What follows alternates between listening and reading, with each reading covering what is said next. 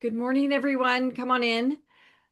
We are going to start in about 2 minutes, but while we are waiting for everybody else to file in, I'm going to go ahead and launch a poll here for you. So if you can go ahead and fill that out for us so that we have an idea of who we're working with, so we can make sure that we address what's most important to you, that would be really great. My name is Cheryl Krosman. I'm with FileOnQ.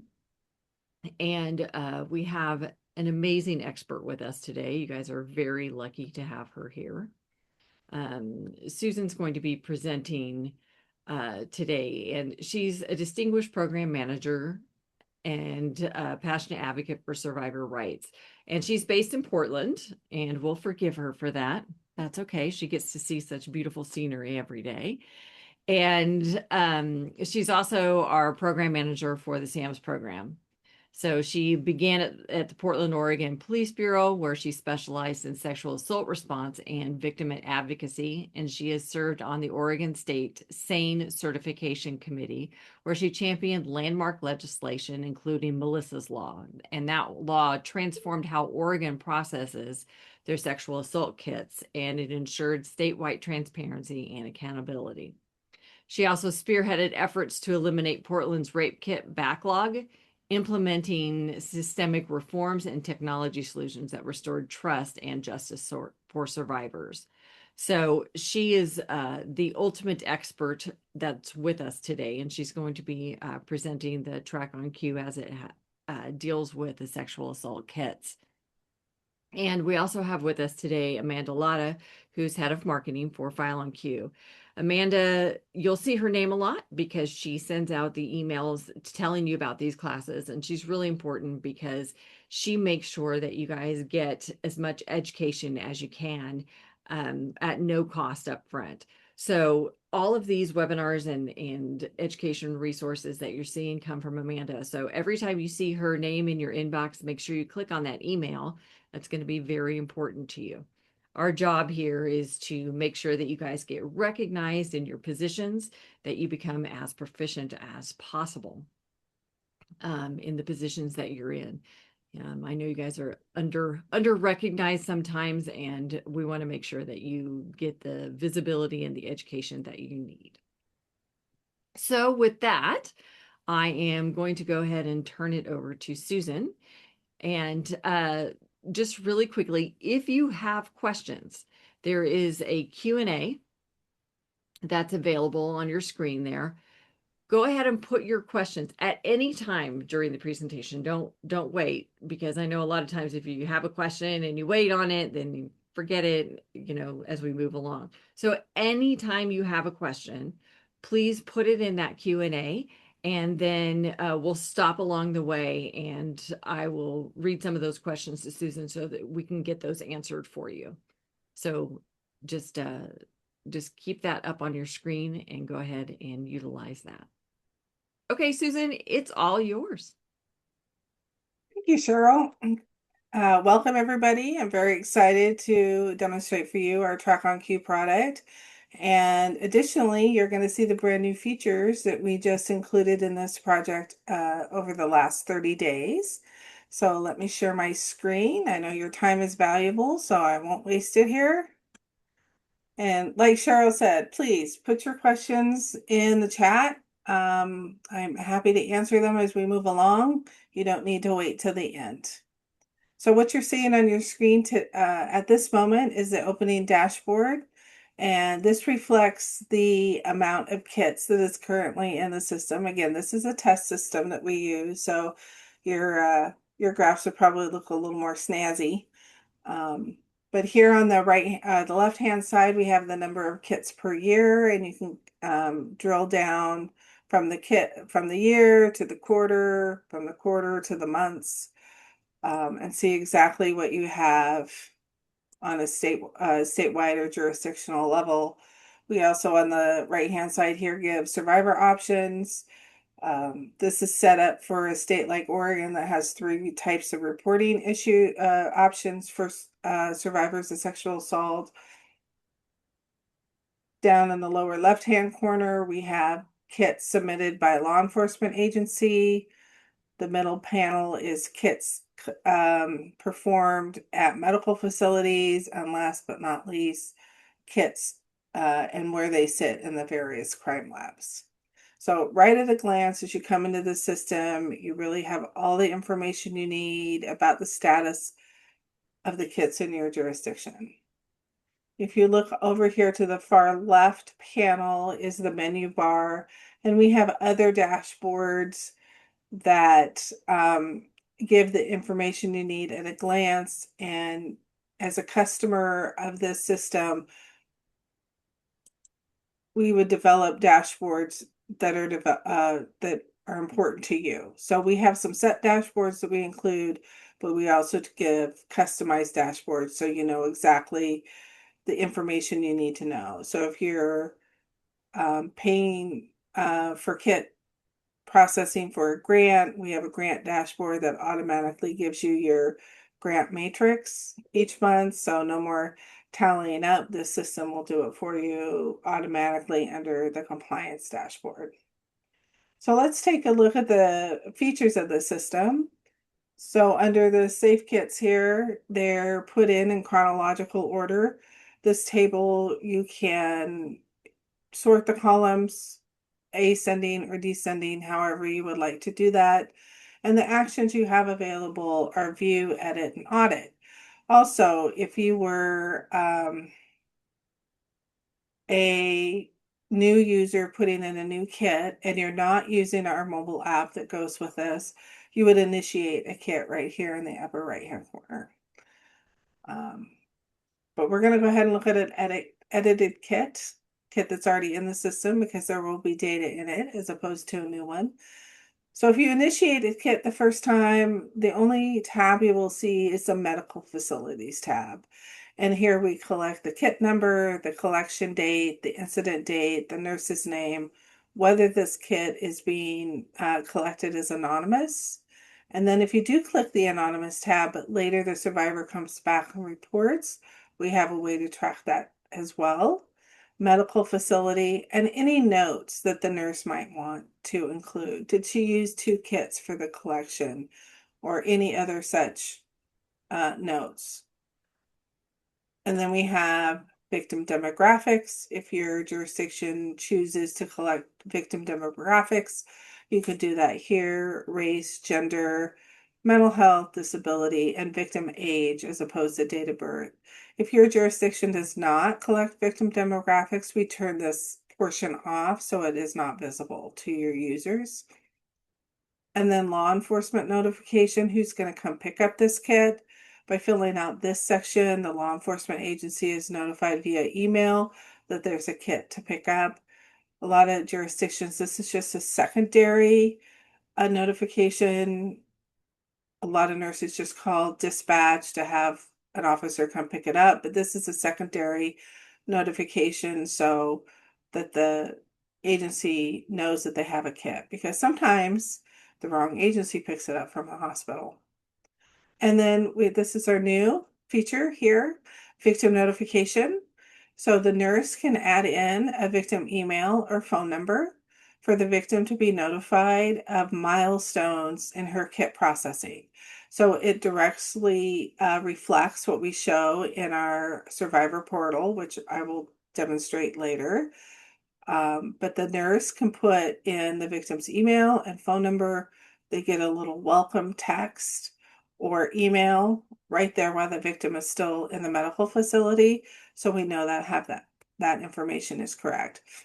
If your jurisdiction does not allow victim notification by law, this can also be turned off and wouldn't be viewable to your users. If you're using the mobile app for this section, the medical section, the mobile app automatically geolocates the hospital the nurse is in, knows who the phone belongs to. So the amount of information she puts in is less. She wouldn't have to put in the date collected. She would have to put in the incident date and what law enforcement agency picks it up. So from there, the kit would move to law enforcement. We also have a mobile app for law enforcement, so they would just scan the barcode and go. But if you're not using the mobile app, you would sign into the web page here, put in the officer name, the date the officer is seizing the evidence, and then the case info, case number, offense, location type. Is there an unsubmitted reason? Is this kit not being submitted for one reason or another? And if the kit was originally anonymous, but they've decided to come forward, you would put the date that the victim decided to come forward. And again, another note section. So if law enforcement has to document anything with the kit or the case that would be relevant to the lab, they would do that here. Maybe they picked up the kit and there was a coffee stain on the envelope or box. They might want to note that here. Then we have kit storage. When did it hit the property room? The date it hit the property room, what property room it went into, and is it eligible for destruction? So if your state has destruction guidelines for kits, in Oregon, it's 60 years. It would bring up an error message if you tried to delete a kit outside of your destruction timeline. If your state does not have a destruction timeline, that feature can be turned off. So what is the, it automatically calculates the expected destruction date. So in Oregon, this would populate from the date that the kit was collected, 60 years in the future for the expected destruction date. Did you notify the victim of disposal of their kit, the date it was actually disposed of, and the reason? So from there, we go to lab submission. When did the law enforcement send it to the lab? What lab did they send it to? Or did they even send it to an outsourced lab? So maybe your current state crime lab is busy and you have a contract with a private lab. You can select the private lab here and send it on its way. What if you received a kit that doesn't even belong to you? It belongs to a neighboring jurisdiction or maybe an out-of-state jurisdiction. Your survivor was on vacation during the assault but came home and wanted to do the kit in their home city. We document here sending the kit back to the agency it belongs to with the transfer date, the agency case number, and of course the agency is going to, and any notes there, whether you send it UPS or FedEx, and the shipping information you can document there. From there, of course, the kit gets sent to the lab. And this is the lab's portion. What state lab is performing the testing? When did the lab get the kit? Are they using a private lab and you need that lab number or the state crime lab number? What is the status of the kit at the lab? Is it received, processed, completed, and the completion date? And again, another notes tab for the lab to document anything that is outside normal. Some states require the lab to approve the kit coming in. So we do have this section here. If your state is not one of those, this is just turned off and not available to your users. And then shipping info. If the lab is going to ship this back to the agency or maybe ship it on to the FBI crime lab for one reason or another, they would document that here. And then when they get the CODIS information, when they upload the DNA profile to CODIS, and then when a hit occurs, and when they return the kit. So these three tabs, medical facility, law enforcement facility, and forensic lab, are designed so no one person spends more than 3 minutes in our product. It's designed to be quick, get in, get out, get on with your other responsibilities. We just recently added this audit tab because, as we know, kits are never straightforward. You're always going to have some kit that has an issue. So you can document the issue here with the pull down menu. Maybe it didn't the lab didn't receive the SANE nurse exam paperwork with this, or they didn't receive the police report. The test system here has the auditing being done at the lab, but if some other entity is doing the auditing of the kits, we can, of course, update these labels here. So it doesn't say lab issue, it would say law enforcement or whatever the body is that's doing the audits of the kits. And then when was the lab issue discovered? We have an upload here for communications. You can upload the email you're having with the jurisdiction regarding the issue with the kid or the hospital, another note section, and then when the issue was resolved. So once you start an issue, it then every time someone comes into this kit to do something, there's a warning flag that says in red that says this kit has an issue on the audit tab. Please proceed. So that's a really nice function because no kit is ever without some sort of issue, and some of those can be overcome without additional information. But then some you have to, you have to send out an email and get more information to go. So we have a prosecutor tab if your prosecutor or DA is participating in the system, who the deputy DA that is assigned, what date they were assigned, their case number, prosecution notes, and what decision did they make on the kit. Do they need follow-up? Is it going to grand jury? A documents tab, you can upload SANE reports, police reports, and other reports that are available to law enforcement and lab only. The medical facility tab is open to nurses, and that's the only tab they can see. They can't see the other two tabs when they come in. However, law enforcement has access to the medical facility, forensic lab, audit, prosecutor documents, photos, and timelines, as does the lab. So we do have role-based security, so people are only seeing what you need them to see, so you can feel confident in uploading a police report that will only be seen by the correct people. We also have photos. Usually these photos are of damage to the packaging of a kit. So those get uploaded along with, you get a little timeline of what's been happening with this kit at the end. So it's a very efficient system. And although we have added items to the drop-down menus are really user configurable. So I will demonstrate that real quickly. If we go to the left here under configuration and say for some reason you want to add a different lab status, right? You want more than completed, processed, and received. Maybe you want to reject it, right? It came into the crime lab, it didn't meet the statute for your state to have it tested.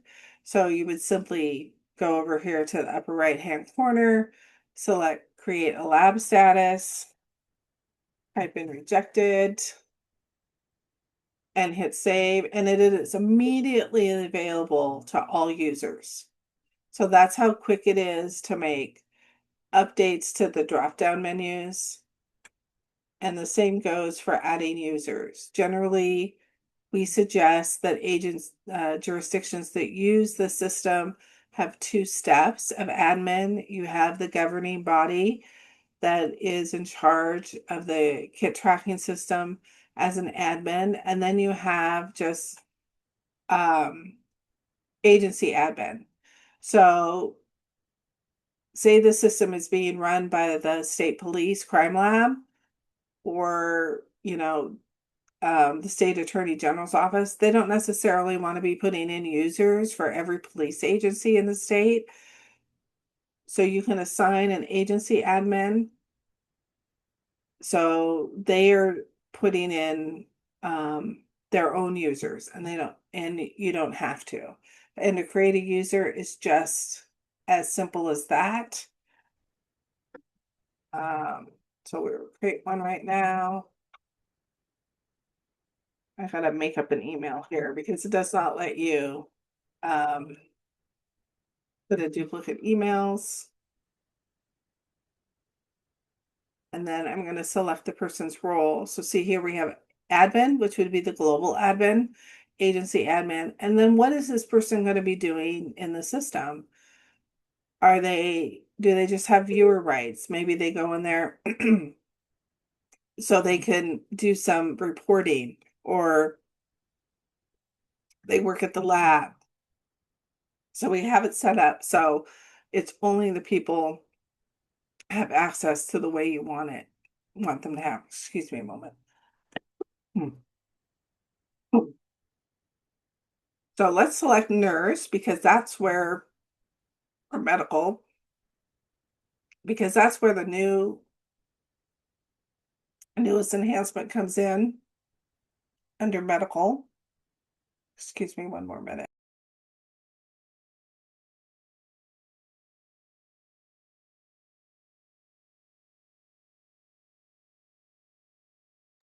Okay. Hopefully I'm done coughing now. Sorry about that. So we keep track of senior certifications and how those nurses are distributed throughout the state. So they put the county in which they're serving. And when they select the county, it will bring up medical facilities within that county. So you know what medical facilities they are practicing at. Then they put in their credentials, whether they're an RN or an nurse practitioner. And then from them, what is their SANE status? So if they're IFN certified, they would select that. Are they SANE A or SANE P? And then when their certification expires, and the system will give the nurses an email on a designated time. The state of Oregon is selected 120 days out. The nurses get an email that says, hey, your certification is about to expire. Please do the following steps. And there's a portion here where they can upload their certification file. So this portion here basically replicates what the IAFN was providing before their closure. So this is a really nice addition to the system. It does throw the allocation of nurses out onto a geographical map. And if you're interested in this, we will give you a more customized demonstration on how that happens. But this test system only has 3 people available. And then, so we assign the roles as a medical viewer, and then what agencies they assign to. So if they're in a geographical or area, maybe they are only assigned to 2, but this person we're adding is actually a global admin or works for the lab, they would need all. So you can just do the select all button and get them all in there at once. And I don't have a username, so it just aired out on me. Let's add that. Oh, let's not have a space in there. There we go. So that's the new nurse function that we're very excited about to help out where the IFN closure has left a hole.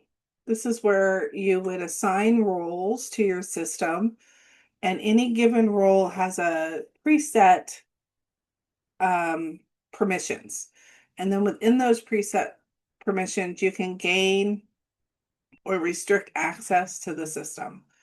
So it gives you even a more granular role-based security feature. And then from there, we're going to go to the survivor portal. So if the survivor has their kit number and they want to see what is happening with their kit, they would go over here, put in their kit number.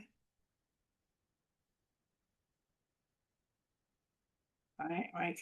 They updated my computer this morning. So sorry about that. So this is an active kit, and these medallions go from gray to blue when the action has been done. And during these actions is when, if the victim signed up for victim notification, they would get the email or text message that the kit was initiated at the hospital, kit was transferred to law enforcement, and the kit was transferred to the forensic lab. And when testing is complete, and when the safe kit is returned. So it says down at the bottom who owns this particular kit and what is the estimated anticipated date of destruction, and would normally have a phone number and email for them to call if they had any additional questions. So Cheryl, do we have any questions? I don't have any questions in the queue right now. So again, if you guys have any questions at all about the software or about some of the things that she's talking about, just go ahead and put those questions in the question box, and we can get those to Susan so she can answer them for the whole group.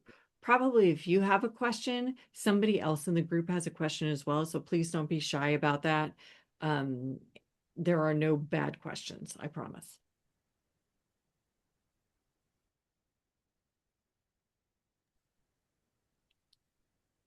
So while you guys are thinking of questions, I'll give you a little overview. This is a cloud-based product. And like I said before, it goes in tandem with our mobile application. So if the different rules in your jurisdiction have the mobile app, they would not need to sign in to the web page. Everything is contained on the mobile app. They need to enter less information because the phone already knows who it belongs to. It geolocates the location. So if you're lab personnel, it would know exactly what lab you were standing in or what hospital you're standing in. And they simply scan the barcode of the sexual assault kit or the QR code, and it automatically fills in the data. So for a law enforcement officer, really all they need to add on the mobile app would be the case number. And for medical personnel, I demonstrated that earlier. And for lab personnel, all they would do would the status of the kit, because it already knows who's checking it in, where they're standing, but you would have to add the status. So the mobile app is a very nice addition to the system.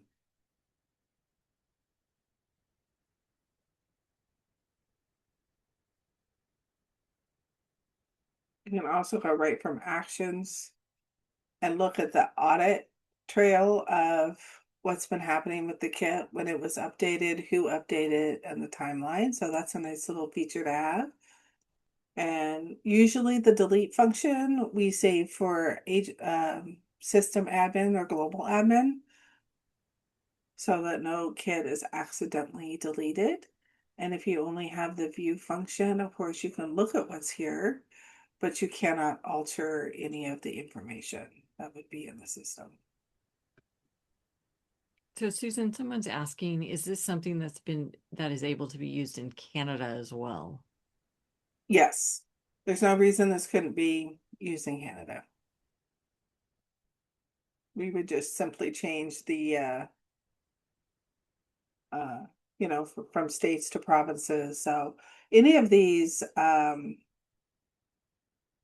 field titles like kit number, collection date, all these can be altered by you, the user.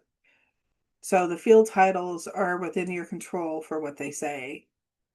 We, of course, start off with standard nomenclature, but if you wanted to say something different, it's within your power as a user to change those. You don't need IT to do that. You don't need FileOnQ to do that. You just simply, you want to collect something other than a medical note. Like maybe you want to put clothing, because a lot of times nurses package up clothing. Maybe you want to document the clothing in this tab. You just simply change the title of this field. It's a free-form field and it can be used to collect clothing.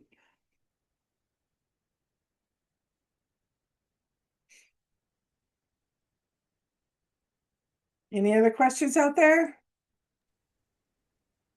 That looks like it's it today. Well, that was a quick session. I hope it was beneficial to everyone. And please give us if you want a customized demonstration, give us a call and we'll customize it so it would look exactly the way your state legislation has the processing of SAK kits. So if you want fields blocked out, we'll block those out in your demonstration. Perfect. Somebody is asking what the survivor sees. The survivor only sees this right here. Oh, you can't say Share it stop sharing. again. Only the survivor portal where the icons were. So let me share again. So just to make more clear about what they're seeing. This is all the survivor able to see. So the By put survivor's able to see where the kit is at in the process, who has it. Yes, the movement of the kit. They're not able to see if it was uploaded to CODIS or if there was a CODIS hit. Excellent. That is left for law enforcement to share to them. Excellent. Okay. So, Susan, I want to thank you for being with us today and taking us through this entire program. And I want to thank all of you who showed up today for this. I commend you for always being a lifelong learner. It's the key to everything in life. And especially in a position like yours that's so incredibly important to the process and to survivors. So, and thanks to Amanda Lotta from TrackOnQ for putting this on and getting everybody together today. So until next time, thank you very much. Again, any questions, please send us a note at TrackOnQ. We're happy to, work with you along the way to make sure that your needs are met and that you are a star in your department. You guys have a great Wednesday. We'll talk again.